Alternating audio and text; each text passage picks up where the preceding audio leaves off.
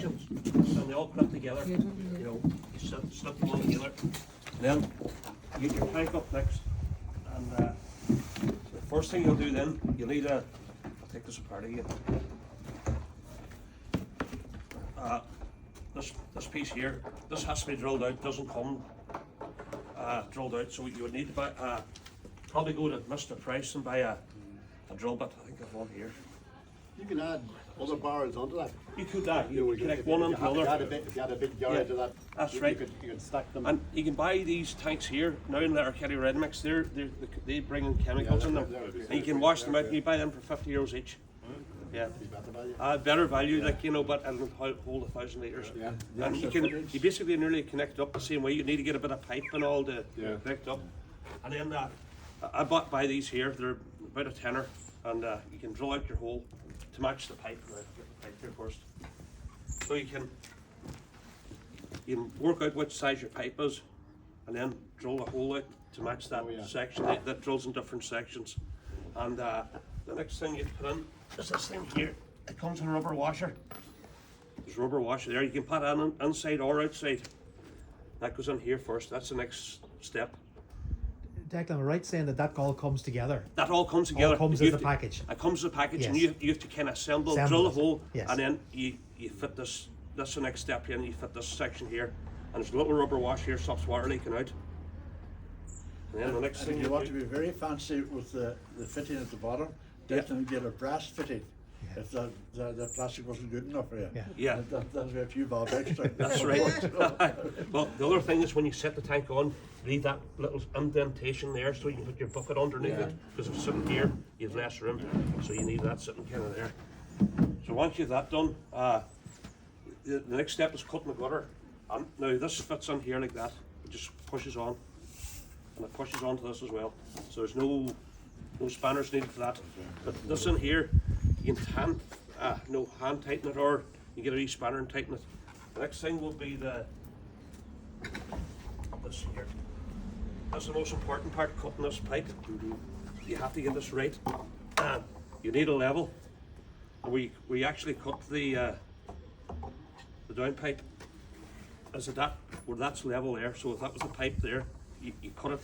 You would mark your line across the pipe and cut the down pipe. Then you remove this section, and you would fit the. Let me see now. I'll just do it this way around now. This will go on next, and this has to be level. Yeah. This has to. So the water can run into it, and when the tank's full, it can run level back out again. The water won't run up the hill, so you have to keep it level all the times. So your point of level is the top of this here has to be level with the top of that there. That has to be the whole top of that has to be level. This pipe's kind of flimsy and flexible, so you get it as straight as you can, and you can cut that pipe with just a hacksaw as well. But then you'll probably I don't even have a small hacksaw, but I don't have the larger one. But you can buy them €7 or €8. I've seen that drill bit about a tenner. So that's the only cost involved in it. What will happen is here, this will never overflow. The reason for that, it gets to here, and the water releases back down the pipe. And then that section was fit. Your pipe will be like that, but you would. I'll do it this way now for now. So you'd measure from the left thing down to the ground and do it. Yeah, that's be another way of doing that. Yeah. As long as the ground's level itself. And then this comes with a little cap. And this fits round or square. That comes round, so I cut the wee section out and make it square. There's wee indentations for doing that. And then that will fit in there. That's it connected then. And then you have your lid as well. It's got a wee lock on it to stop from blowing off. You kind of just turn it. You spin that around with a spanner or Screwdriver, all you can do it. Tighten it. That's it connected. So you can see the water will, when the water's coming down the gutter, it goes into a wee channel, flows across here. And after this barrel's full, it can run back out again, so it never overflows the barrel. No, that's basically the setup.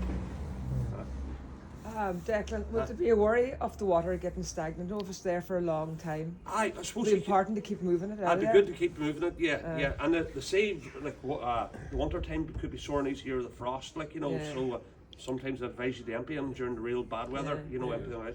But yeah, it'd be worth. I would imagine. Empty it out every now and again. Using it enough. Yeah. Aye. Especially if a barrel is out in the open. Exactly. Unless it's in Yeah. side Get that long entrance, between something like showers, that's probably to let it go No, stagnant. that's for sure. But it, that. And that's That's the good. structure. Yeah. That's It what is happens. quite simple. It is simple. Yeah.